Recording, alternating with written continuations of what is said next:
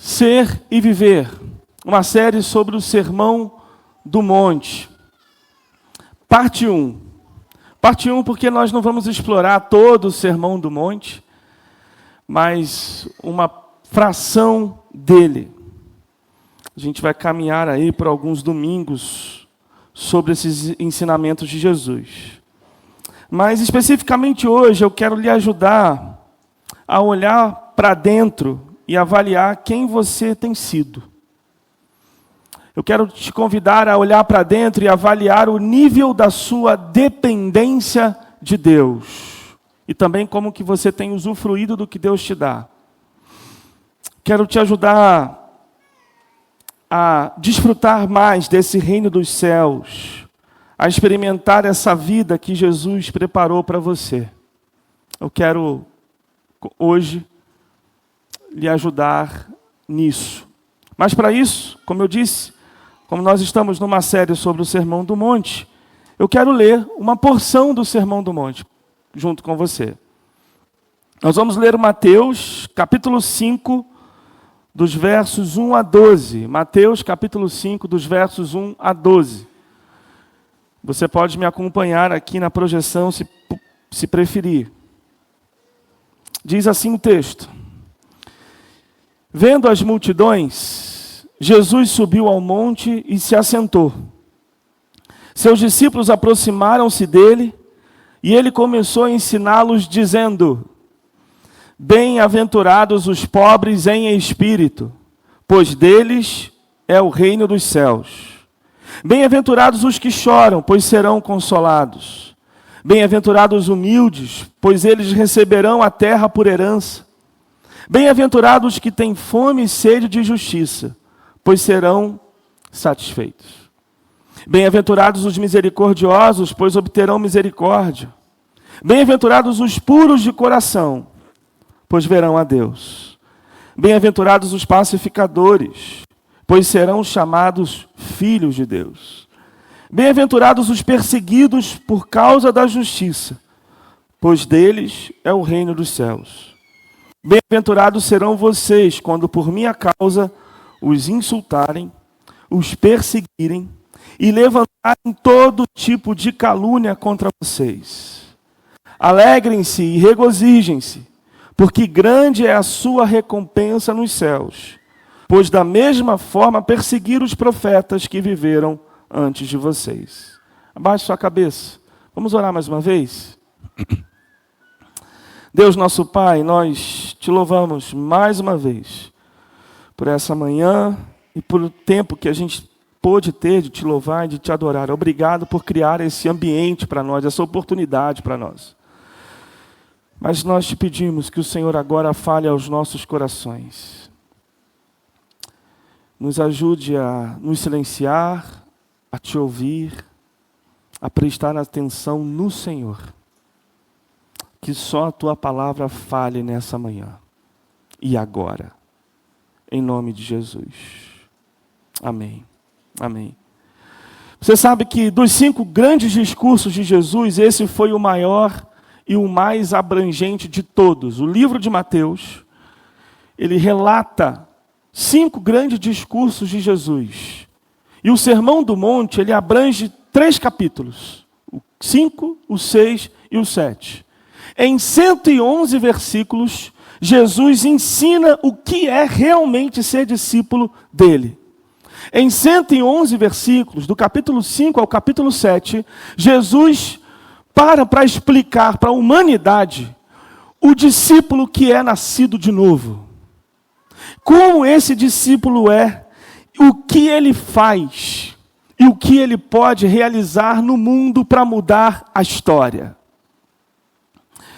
Esses ensinamentos de Jesus, eles contrariam totalmente a compreensão e a lógica de muitos de nós sobre o que significa ser cristão. Porque todo mundo tem uma ideia, mesmo que razoável, sobre o que é ser crente, o que o crente pensa, o que o crente faz, o que o crente come na sexta-feira à noite. Quer dizer, todo dia, né? Come muito. Mas todo mundo tem uma ideia do que é ser crente. Billy Sunday, um evangelista muito famoso, quando ele iniciou a sua jornada e nos seus auges, ele dizia que crente não podia jogar baralho. Jogo de carta era um falso e um mau testemunho para o cristão. Ele dizia também que crente não deveria dançar. Dança não é algo de crente. Me lembro que quando eu fui escolher o seminário na qual eu iria estudar, eu descobri que seminários no Brasil tinham uma ideia de crente muito diferente da do seminário que eu frequentei, por exemplo. Seminaristas não podiam estudar com bermuda, não podia ter barba, porque esse era o estereótipo de crente. Há seminários no Brasil, hoje, talvez isso já deva ter acabado, mas se tem é muito, mas muito pouco, em que crente não deveria ir sequer ao cinema. Porque isso não é coisa de crente. Billy Sunday foi um sujeito que afirmava categoricamente que carta e dança não era coisa de crente. Assim como outros de nós também afirmamos que crente tem jeitos, tem coisas que são pertinentes a crente. Billy Sunday tinha uma ideia de crente e nós também temos. Muitos de nós acreditamos que crente não pode frequentar determinados ambientes. Muitos de nós acreditamos também que crente não deveria ser de esquerda, porque esquerda não é coisa de crente. Crente tem que ser mesmo de direita. Aí sim você tem uma imagem de crente. Crente não pode ouvir música do mundo. Crente não pode fazer tatuagem. Crente não pode frequentar certos lugares. Não, não pode, é pecado. Esses lugares não dá para crente. Assim como Billy Sunday, você e eu temos uma ideia de crente. Mas no Sermão do Monte, essas coisas de ideias de crente não aparecem. Porque no momento que todo mundo tinha uma ideia do que era ser povo de Israel, seguidor de Deus, vem Jesus e fala algo completamente diferente do que essas pessoas estavam pensando. Porque na cabeça de muitos, ser crente é algo que impacta o nosso comportamento moral, é algo que tem a ver com o jeito certo de se fazer as coisas. E aí Jesus aparece e propõe uma ideia absolutamente diferente de muitas coisas que a gente pensa. Inclusive tem gente que pensa que ser crente é ser rico. Já ouviu isso? Crente não pode ser pobre. Crente mesmo é próspero. Tem grana na conta, no banco. Porque do contrário é sinal de que você não está bem com Deus. Você não é alguém que anda legal com o Senhor. Por isso que você não tem as bênçãos do dinheiro que você precisa. E Jesus quebra tudo isso. E vem apresentar um jeito diferente, ensinando para a gente que o que vale não é uma lei comportamental fria e crua, mas o que importa é o espírito de vida, a verdade que a lei carrega por detrás. Chega Jesus e diz o seguinte: existe um jeito diferente de se viver, e o jeito diferente de se viver não tem a ver com esses comportamentos morais e regras para você tentar ser aceito por Deus. Jesus chega e fala: existe uma mentalidade diferente de se viver o reino de Deus. Uma forma de se pensar o reino de Deus. Que vai muito além de seguir regrinhas comportamentais para sair bonito na foto, como se você dissesse: eu sou crente. Não tem a ver com códigos morais. Tem a ver com essência. Tem a ver com verdade. E essa verdade transformada pelo Evangelho. A proposta de Jesus é que sua vida pode e só vai mudar de verdade quando você aprender a viver o Evangelho de dentro para fora. Não é de fora para dentro. E aí, dessa forma, sua mente, seus relacionamentos, sua saúde, seu casamento, seus estudos, enfim, vai ser profundamente afetado e renovado pelo Evangelho. Pergunta que eu faço para você aqui hoje é: quem deseja mudar radicalmente de vida? Levanta a mão aqui, eu quero saber. Amém, amém. Glória a Deus. Glória a Deus. Quem quer mudar a vida das pessoas à sua volta? Levanta a sua mão aqui, que você convive. Ok. Quem quer mudar o mundo? Ok. Você que ficou de mão baixa, essa palavra também é para você. Não é só para essas pessoas que são falhas que levantaram as mãos. Porque essa palavra é tanto para os discípulos de Jesus, que precisam de conserto, tanto também para os discípulos de Jesus, que precisam permanecer naquele caminho e que estão, e também para os fariseus e religiosos que acham que estão quites e estão bem do jeito que estão. O Sermão do Monte nos desestabiliza. Coloca a gente no nosso lugar. Faz a gente ser transformado de dentro para fora. E eu quero compartilhar um pouco mais do que está acontecendo aqui, nesses versículos que nós lemos e nesse sermão. Isso aqui não é uma receita. Isso aqui não é uma receita para a gente seguir passo a passo para ser aprovado por Deus. Não. Isso aqui é um jeito de se viver de alguém que já pertence ao reino de Deus. E como ele faz para desfrutar isso? Deixa eu te explicar aqui uma coisa. É importante você saber o porquê que Mateus fala o que ele fala aqui. Essa nova identidade que a gente carrega como discípulo de Jesus, essa nova identidade que a gente carrega como alguém que quer ser seguidor de Jesus, é muito importante passar pela cruz. A cruz é central para tudo, e todos os evangelistas deixam isso muito bem claro. Não é à toa que Mateus inicia seu livro dizendo que Jesus salvou a gente do pecado, e termina o seu livro dizendo como foi as últimas semanas de Jesus, enquanto ele estava na terra. O seu sacrifício, as últimas horas, as últimas semanas antes dele morrer. O livro de Mateus não termina no capítulo 5, no final do Sermão do Monte, mas ele segue. A cruz é a chave para a gente entender todo o discurso de Jesus. Por que Mateus? Por que Mateus registrou isso? Por que para nós é importante ter acesso ao livro de Mateus e pensar sobre o Sermão do Monte nele? Porque o livro de Mateus é o livro que faz a melhor ponte entre o Antigo e o Novo Testamento. Mateus está escrevendo para judeu, então ele quer muito linkar o que aconteceu antes com o que está acontecendo naquele momento. É o melhor livro que dá match entre o Antigo e o Novo, para ficar mais claro. Cria maior conexão entre o que foi falado antes e o que está sendo falado desde Jesus em diante. Durante o livro de Mateus, a gente inclusive lê frases como: tudo isso aconteceu para que se cumprisse as Escrituras. Tudo isso aconteceu para que se cumprisse como o profeta falou. Então Mateus vive fazendo essas pontes em todo o seu livro. E quando isso aparece, Mateus quer mostrar que o Antigo Testamento está continuando na vida de Jesus. Está sendo efetivado na vida de Jesus. E ele mostra isso de duas formas. Primeiro, quando ele diz que Jesus, ele é o Messias esperado.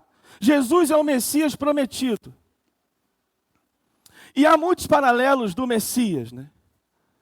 Por exemplo, Jesus é aquele que os profetas e que toda a Bíblia dizia que viria para resolver de uma vez por todas os pecados do povo.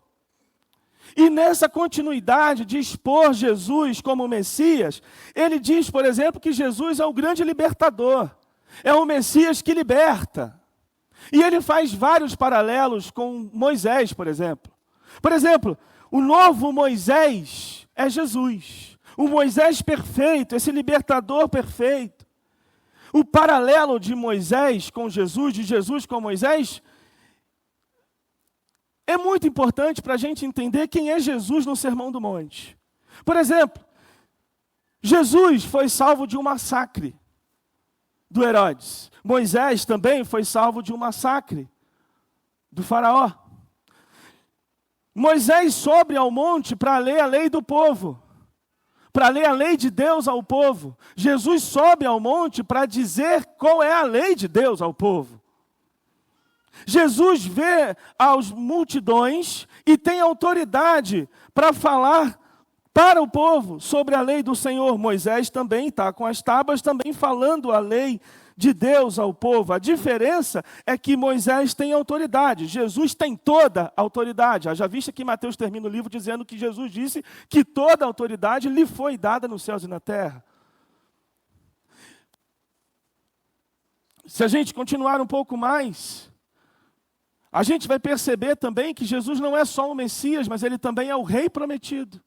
É o rei que todo mundo estava esperando, aquele que, enfim, da linhagem, da família de Davi viria. É o novo rei que veio estabelecer um novo reino, uma forma de reinar diferente, um novo povo.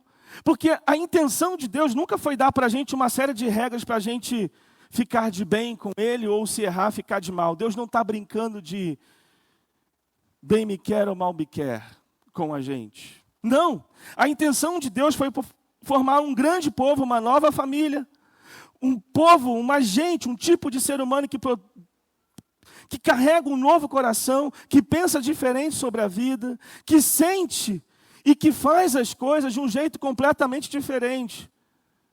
Nós somos cidadãos dos céus, nós não somos cidadãos de Indaiatuba, nós somos cidadãos dos céus morando em Indaiatuba. Por isso, debaixo de um novo rei, do comando de um novo rei, participando dentro de um novo reinado, o jeito da gente viver é diferente como cidadão desse reino e como súdito desse rei.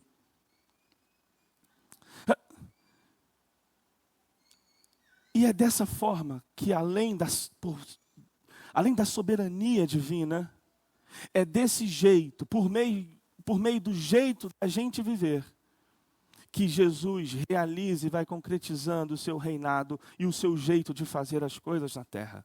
Então veja, você é um discípulo de Jesus, um cidadão do reino dos céus, que está aqui para viver debaixo do comando de um rei, de uma forma diferente, porque você faz parte de um outro reinado.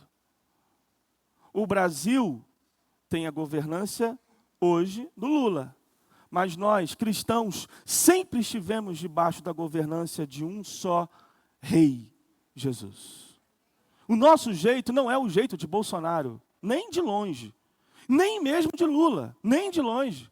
O nosso jeito de viver é o jeito de Cristo, que também não é a fusão dos dois. Que Deus nos livre disso.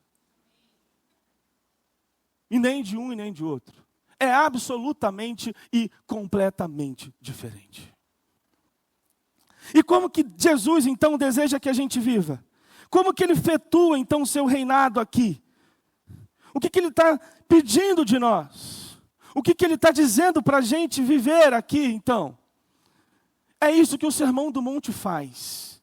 Ele propõe uma alternativa diferente para impactar as estruturas e transformar e trazer redenção por meio do Evangelho a todas as áreas da nossa vida. O reino de Deus, meus queridos irmãos, é invertido. Não é Stranger Things, não é. Não é como. Mas se isso te ajudar a entender, tudo bem. Nós vivemos uma realidade espiritual e verdadeira dentro de uma realidade natural e caída.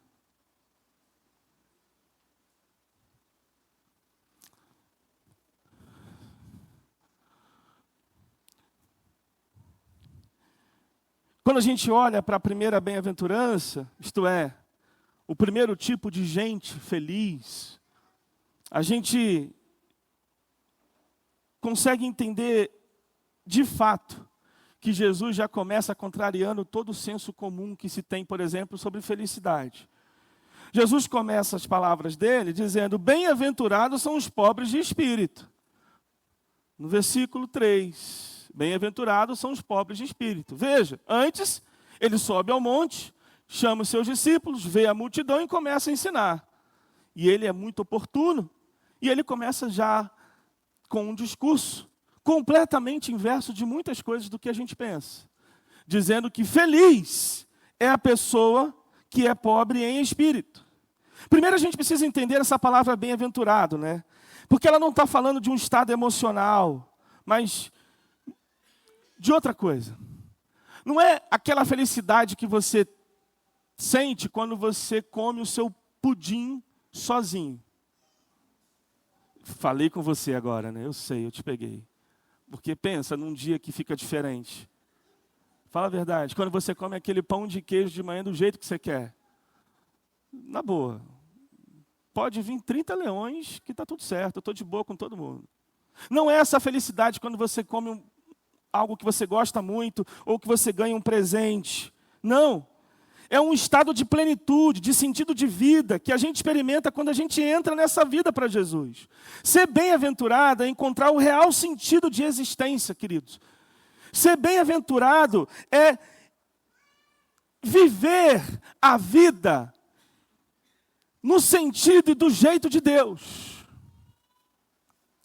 É um estado que vai para além de uma sensação, mas de uma convicção. É como Paulo apóstolo se sente, sei estar feliz e contente em qualquer situação. Ou seja, independente do que me aconteça, até mesmo das dores que eu sinto, eu estou feliz. Porque não tem a ver necessariamente com coisas materiais, mas com convicções reais e espirituais. É um estado de plenitude.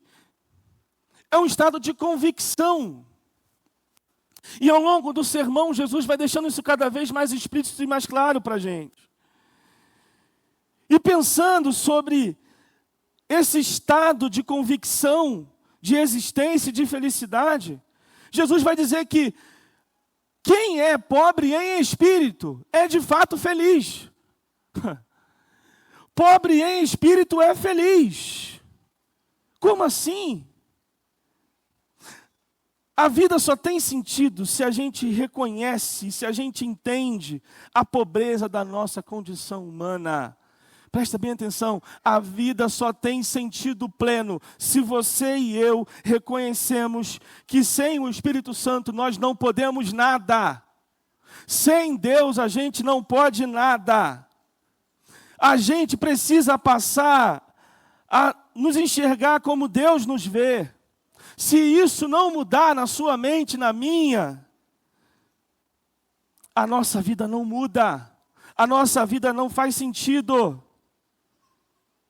Não adianta a gente se comportar certinho, isso não nos garante nada na vida. Isso não vai trazer mais sentido de existência se a gente acertar e agradar pessoas. O que vai trazer sentido de existência plena, para começar, é a consciência, a convicção de que nós somos plenamente dependentes de Deus.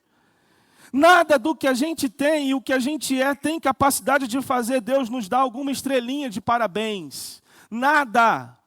Muito menos trazer sentido para a nossa vida. A nossa condição é caída, é depravada. Ser pobre em espírito é reconhecer a nossa total dependência do Senhor para tudo, para tudo. Inclusive, Dietrich Bonhoeffer, ele deixa isso claro numa frase que pode servir muito para a gente de reflexão. Ele diz o seguinte: a pobreza de espírito é a disposição para renunciar a todo o nosso eu, para depender completamente de Deus. Então veja, ser pobre em espírito não é um convite para você querer ser pobre materialmente. Ser pobre em espírito é também diferente de você ser pobre de espírito. Se eu posso fazer essa interpretação e esse trocadilho, eu faço agora. Ser pobre em espírito tem a ver com a sua essência e convicção de dependência de Deus. Ser pobre de espírito tem a ver com aquela pessoa que acha que tudo que tem te garante diante de Deus e dos homens. Tem a ver com aquela pessoa que acha que é alguma coisa porque tem alguma coisa. Mas esse tipo de pessoa não é feliz. Do jeito de Jesus.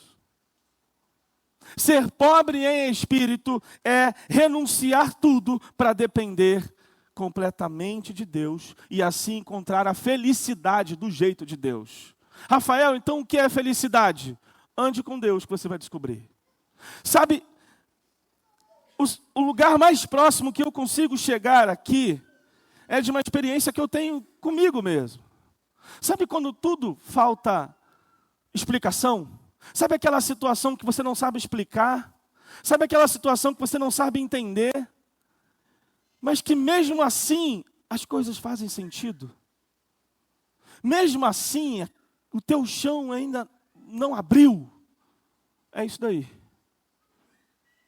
Sabe quando você tem uma paz em meio a tanta coisa que está acontecendo ruim na sua vida, e você consegue ficar feliz, viver? É isso. Para além disso, me faltam palavras para tentar ilustrar isso e trazer a nossa compreensão, o real significado do que é ser feliz sendo pobre em espírito.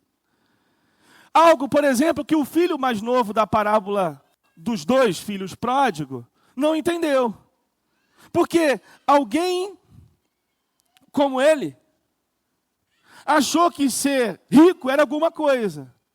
Daí ele pega toda a sua herança, sai, gasta como bem entende, e no fim das contas ele descobre que ele não tinha nada. Mas ele tinha tudo, ora. Bom, mas ele não tinha nada na real. Somente quando ele chega no fundo do poço, ele cai em si.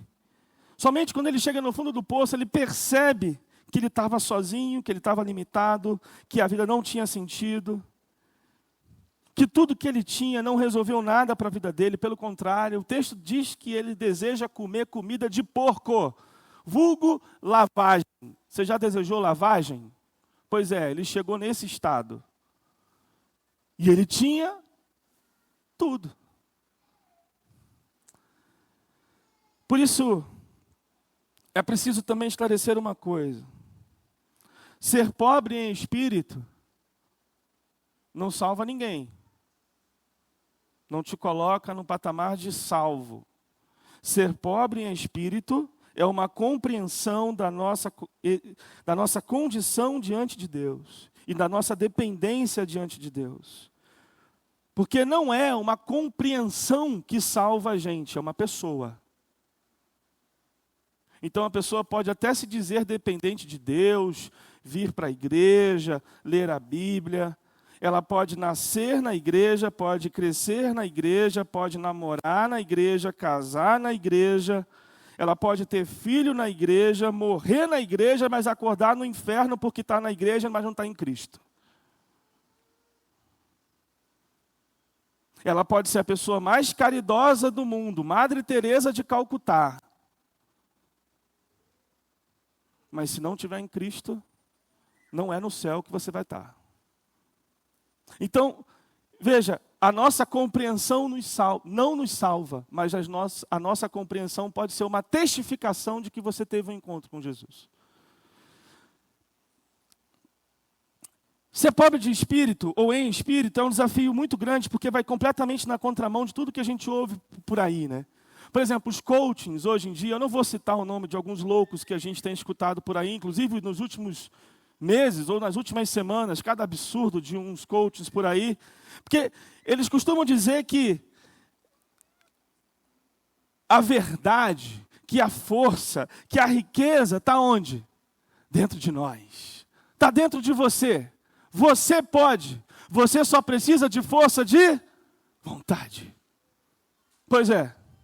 Sem falar nessa demoníaca teologia da prosperidade, de umas igrejas universais, mundialmente falando, que se dizem da graça por aí, que pregam por aí. Não é isso. Vez ou outra, inclusive, a gente se prega orgulhoso, mitidão por algo que a gente possui. Às vezes o nosso dinheiro, o nosso patrimônio, o nosso poder de compra, o nosso status social, tudo isso mente para a gente dizendo que a gente é legal e que a gente pode ser pessoas bem recebidas, que a gente pode ser pessoas benquistas, porque falsamente essas convicções vão dizendo para nós de que nós não somos tão dependentes de Deus assim. Seduzem a gente. Eu me recordo de anos atrás, eu ter passado numa entrevista de uma grande multinacional aqui no Brasil. Um dos cabeções dessa empresa era um amigo e ele me indicou para a vaga. É claro que com uma indicação dessa é muito provável que você não... né? Mas aquilo me encheu. Eu fui, fiz a entrevista como todo mundo, passei, soltei fogos, comi uns 3 lanches naquela noite. E chegou o dia do exame médico. E eu fui para o exame médico. Quando eu cheguei no exame, fiz alguns exames lá e tal. Na hora que eu fui para o ambulatório para fazer check-up final de pressão, a minha pressão estava 19/11. E eu nem estava sentindo nada. Na hora, naquele mesmo instante, o que você acha que o médico me disse? Você não está apto para a vaga. Porque eu deveria assumir uma vaga de embarque. Você deve saber que no Rio, nessas áreas assim, tem muitas plataformas e muita gente trabalha embarcado. 15 no mar, 15 na terra, 21/15. E para subir, você não pode estar com uma saúde tão desregulada, 19/11. Mas na hora que eu recebi essa notícia do médico, o que você acha que eu pensei? Não vai dar nada, né? Porque eu vou falar com o... Pois é, eu falei. O que deu? Nada. No fim de tudo, foi a minha condição que de fato importou. Porque lá em cima não tem chefão. Lá em cima não tem essa. Se tua saúde não estiver bem, você morre. Você pode dar um piripaque e estragar. E pode colocar, inclusive, todo mundo em risco. Dependendo do que você estiver fazendo. Pois bem, essas coisas, esses títulos, esses know-hows que a gente tem, enganam a gente diante de Deus, dizendo que a gente tem alguma coisa para apresentar, mas no fundo, o que conta é quem a gente é. E nós não somos isso tudo, não. Aliás, nós não somos nada. A gente se comporta como se a gente não precisasse de Deus, porque a gente tem alguma coisa que nos garante. A gente sabe ser crente também. A gente diz que o nosso tempo de igreja é suficiente para ajudar a gente a dizer o jeito certo de cultuar, de como falar com Deus, de como falar de Deus. Aliás, eu fiz X anos de seminário, então eu sei falar de Deus. Sabe? A gente se garante tanto. Essa, por exemplo, foi uma experiência trágica que Pedro viveu. Da mesma forma que Pedro foi rápido para dizer que seria fiel para Jesus, que estaria com Jesus, ele foi muito rápido para negar Jesus. Ele se garantiu muito na sua fidelidade com Deus, no seu tempo de caminhada. Pedro foi o único ser humano que andou na água. Imagina isso na cabeça dele. Jesus, eu estou contigo, é nós, é fechamento aqui, ó. Primeira oportunidade. Não. Sou discípulo não estava lá não. Sou não. O que Pedro não entendeu é que o esforço dele, a convicção dele não era suficiente para garantir o relacionamento dele com Deus. Ele precisava entender que ser pobre em espírito era o que de fato traria felicidade para ele. Bom, mas que vantagem tem a gente ser pobre em espírito, né? Que vantagem nisso? Como que isso muda a minha vida? Como que isso muda o mundo? Jesus disse que o pobre em espírito recebe o reino dos céus como herança. Recebe o reino dos céus como herança. O que isso significa? Que não importa o que você tem na conta, não importa em que posição social você esteja, não importa. Quando você reconhece sua total dependência do Senhor para tudo, você tem tudo. Você tem tudo porque você tem o reino dos céus. Você tem tudo porque você tem a garantia de que um dia a justiça vai acontecer. Você tem tudo porque você sabe que a tua vida está na mão de quem sabe cuidar de você. Você tem tudo porque você está na mão de alguém que ama mais você do que você consegue se amar. Você tem tudo porque você tem alguém diante de você, que é Deus, Pai do nosso Senhor Jesus Cristo, que pode levantar um morto que está morto. Mas como a gente não crê, a gente vive pequeno. Mas como a gente não crê, a gente não usufrui do reino dos céus que já está entre nós, não plenamente. Plenamente quando Jesus retornar. Mas nós já desfrutamos dessa realidade, mesmo que não totalmente, aqui e agora. Céu não é uma coisa que vem, céu é uma coisa que já está vindo, porque ele já é. O reino dos céus chegou, disse Jesus. Você já pode experimentar uma vida que não é desse tipo de vida que vendem para a gente nos streams. Você já pode experimentar um tipo de vida que é diferente daquilo que você talvez tenha experimentado até agora.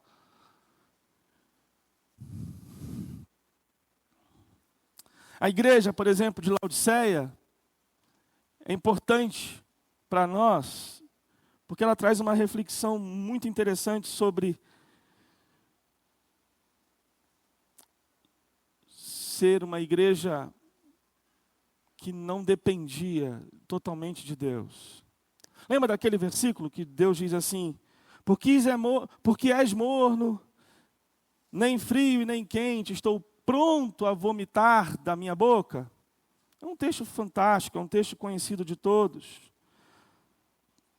Esse é um texto que está dentro de uma realidade dessa igreja, em que Deus está criticando uma igreja que diz: sou rica, não preciso de nada.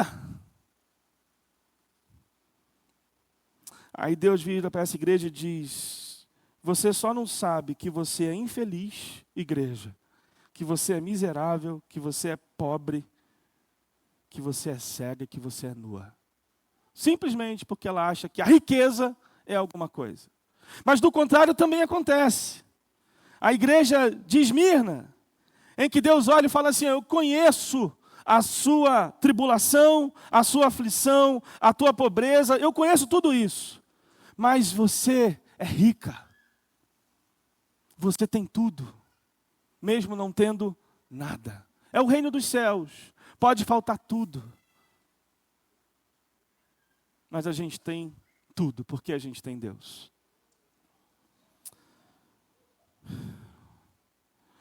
Jesus garante um dia para você e para mim, de que Ele vai repor tudo aquilo que o pecado tocou. Mas Jesus nos deixou um exemplo. E esse exemplo prova para mim e para você de que a dependência de Deus muda tudo e transforma tudo. Porque se teve alguém plenamente dependente de Deus, foi Jesus. O texto diz que em tudo que Jesus fez, ele foi guiado pelo Espírito Santo. O poder que Jesus tinha foi dado a ele pelo Espírito Santo. O Espírito Santo ressuscitou Jesus dos mortos. Tamanha era a dependência de Jesus do Espírito Santo. E por que não dizer do Pai também? E esse comportamento de Jesus, essa consciência de total dependência do Pai e do Espírito, proporcionou Jesus fazer o que Ele fez. Como, por exemplo, morrer e ressuscitar por você e por mim. Para cumprir o plano do Pai, mas também para te trazer a convicção de que você não precisa se preocupar com tudo. Você não precisa ter tudo para ter segurança.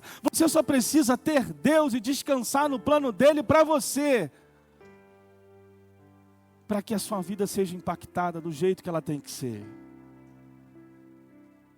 Ah, Rafael, mas eu não consigo deixar esse carro, eu não consigo deixar esse emprego, eu não consigo. Isso para mim é importante, traz o meu sentido de vida, o meu sentido de existência. Primeiro, você tem um ídolo.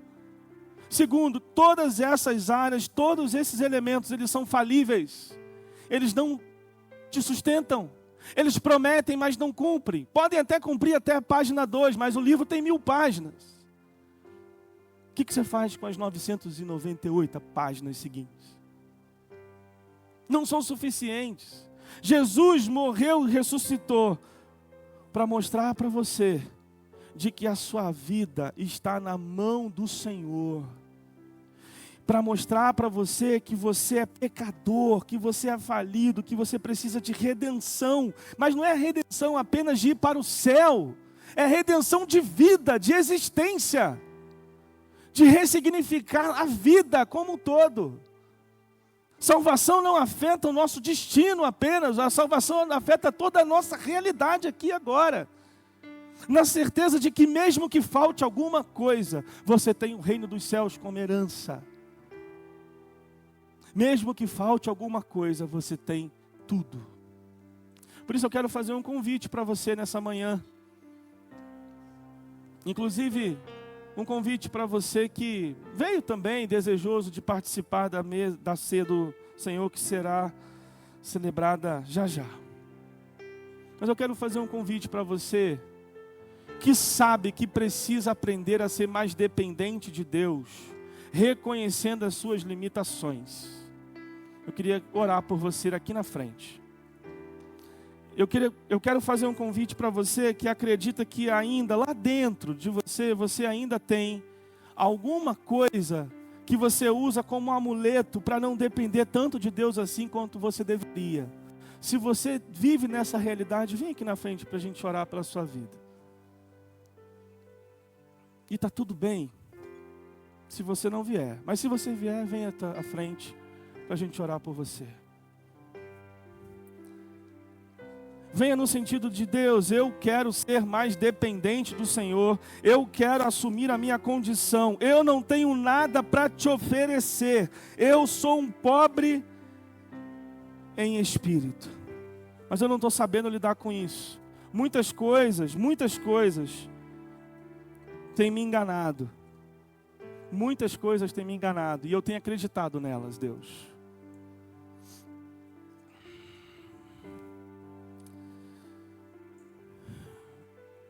Pai, em nome de Jesus, aqui está a tua igreja. A tua igreja que veio nessa hora confessar ao Senhor a nossa pobreza espiritual. Nós confessamos ao Senhor, assumimos a nossa condição de dependentes do Senhor. E também confessamos pedindo perdão por usar amuletas, recursos falíveis e finitos para nos garantir diante dos homens e tragicamente também diante do Senhor. Nós confessamos a nossa condição e a nossa dependência do Senhor plena e total. Pai, em nome de Jesus, nos ajude, nos ensine a desfrutar dessa felicidade que o Senhor nos dá, enquanto Senhor e Salvador da nossa vida. Nós abrimos mão das riquezas, do nosso eu, do nosso conceito, da nossa inteligência, até mesmo dos nossos apetites, dos nossos anseios pelo Senhor. Nós confessamos que nada disso é suficiente. Nós confessamos e não queremos nos apegar a nada disso além do Senhor. Nos ajude a desfrutar desse reino celeste que já está entre nós, do teu jeito, a mudar o mundo do teu jeito. Nos dá uma consciência santa, uma consciência cristocêntrica da vida. Não nos deixe cair nas vozes da mídia, dos gurus televisivos. Em nome de Jesus, nos livra desses mal que aparecem diante de nós. Ilumina a nossa mente para que a gente possa viver uma vida de discípulo de Jesus tal qual ele deve ser. E nós oramos assim, gratos também pela obra de Jesus que garante que a nossa dependência é plena do Senhor, mas garante também que nós receberemos todo o cuidado de Ti, porque o amor do Senhor por nós foi provado na cruz, quando Cristo morreu por nós, quando nós éramos ainda pecadores. Em nome de Jesus, tem misericórdia de nós, faça brotar em nosso coração a esperança que tanto ansiamos cada vez mais. Nós oramos assim, em nome do Filho, do Cristo. Amém. Amém. Que Deus nos abençoe.